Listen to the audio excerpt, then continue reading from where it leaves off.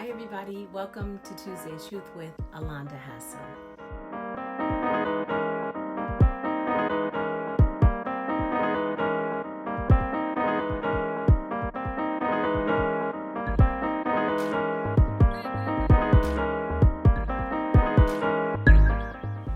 So I was shopping the other day, I think it was Saturday, and just had some errands to run, return some things, and I went into a store and the line was long, of course, 'tis the season. And when I got to the register, a nice young lady was checking me out, and she put in my last name, and I told her, and I said, she spelled my last name wrong. And I said, I often tell my students that my last name is two bad words to help them remember. And I always tease my students like, I know you didn't spell my name wrong. You guys figure that out. And she started laughing. She goes, oh, you're a teacher. And I said, yes. She says, let me guess, you teach English. And I was like, yes. How did you know that? She goes, you just look like an English teacher. And I had my red glasses on, like a Zara bubble jacket, vest, and a sweatshirt, and nothing big. Okay, I don't know what a teacher looks like, I guess. And she, we started talking, and she says, you actually look like you teach AP English. I was like, okay, sis, thank you.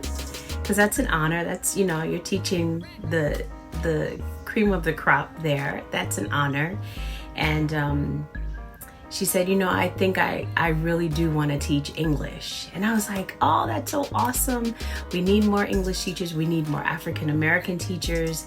That would be awesome. And just started encouraging her. And she's like, I don't know, I'm torn between being a teacher and being a doctor. And I said, you're young. I mean, if you're real daring, you could do both. And she's like, I don't know about that. Just in terms of that commitment and all of that. But I felt so good. I encouraged her, talked to her about the schools that I went to, talked to her about, where to apply and how to do all those things.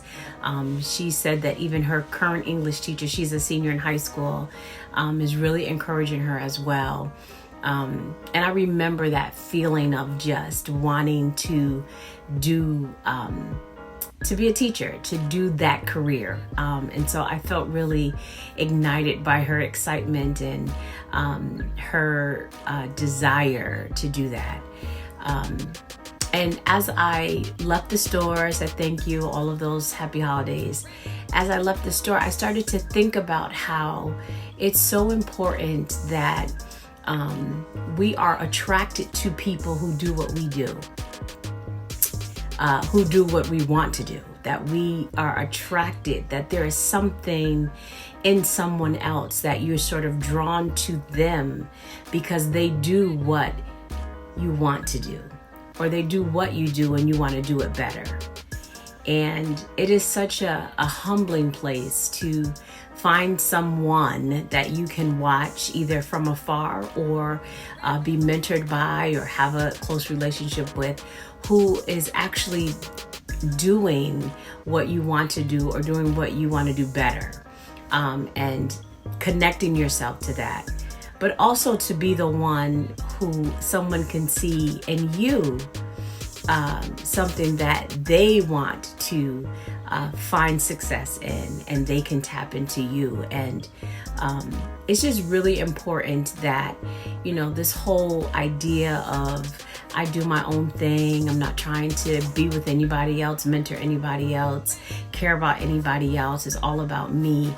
That stage, that season it should be over. We should be trying to pull as many people in to encourage, to help, to mentor, to just tell. My encounter with this young lady was very, very brief, but it got her thinking. And I was encouraged. I, was reminded as to why I went in this field and why I love teaching in inner city and why, I'm drawn to the kids that I'm drawn to. And I said a little prayer for her that I pray that her journey by the time she graduates in June is very clear for her and very, certain for her, and that ways are made through many people who are doing what she desires to do and can help her prepare herself for greatness. And we should desire, again, to not just connect with people who are doing what we want to do, but also be that person that's the doer, so that people can connect to you. Again, it doesn't always have to be, they're calling you and they're emailing you and they're in your space and always in your presence. Sometimes, some of my greatest mentors are those who I follow from afar. They don't know me and I don't know them personally, but I gain from them. I glean from them because they're doing what I desire to do better. And I'm okay with that. I'm absolutely okay with that. To remain humble enough to know that you can, there is room for improvement is really, really a good thing.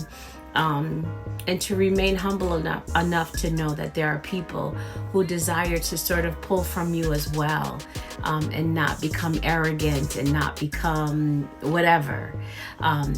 But part of knowing your worth is knowing that, number one, you can always increase in value, right? By gleaning from others. But also you've got such great value that people can glean from you. And so I want you to live your life in a way where you're always striving to be better, to gain more knowledge, to increase in wisdom, and to sharpen your skills, but also to know your worth enough that you know you're valuable and that what you have, someone else needs to have a piece of that. All right, that is my Tuesday Sooth, nice and short and sweet. Stay safe out there. Be careful. Shop wisely. Don't overdo it. If you can't pay for it all in the next 30 days, then you don't want it. Or if you can't pay cash for it, then you don't want it. So be mindful of that. And enjoy your week. Have a great week. I love you all. Happy Tuesday. Don't forget to like this video, to share it with someone who may need to be encouraged, who may feel like, I thought I was doing well, but it's not enough.